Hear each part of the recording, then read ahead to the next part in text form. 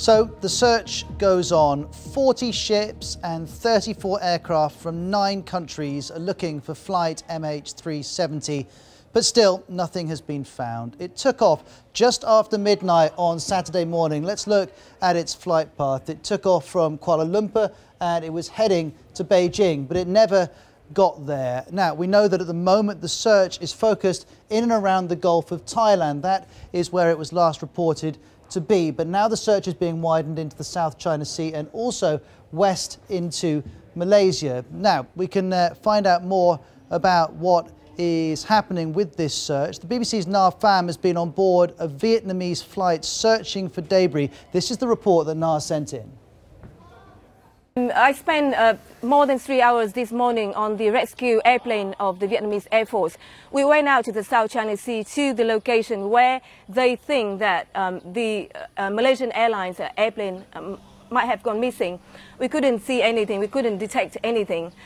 We went there and searched around the area, circled around for about 20 minutes and had to head back. So in total we spent more than 3 hours there. They tried to use radar and other equipment to detect evidences of any debris at all. And we came back with a fruitless trip. But they told me that they're going to do more search missions tomorrow. So that's the BBC's Na Pham. Thanks to her for that report. Well, a few hours ago, the head of Malaysia's Civil Aviation Authority held a press conference. Let's have a look at some of what was said.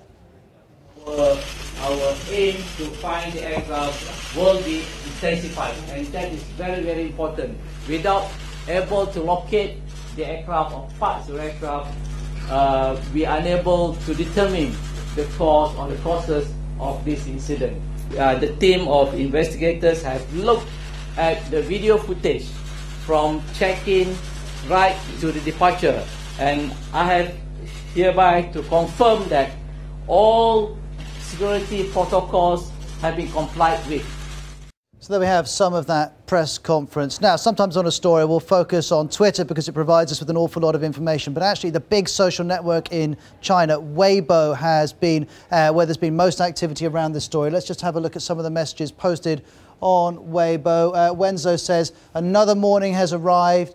Please come back. All people are praying. The whole of China is waiting for you to arrive. No wreckage has been confirmed. You'll have seen there have been lots of speculation about one type of debris or another. No wreckage has been confirmed. Also, that oil slick that was in the news for a couple of days, we now know that came from a boat, not from this missing plane.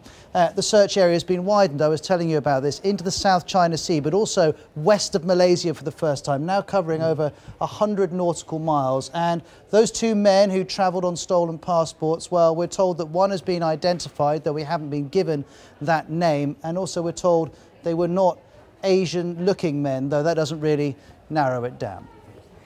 OK, well, we'll keep you up to date on that as and when new information comes in on that search for the plane.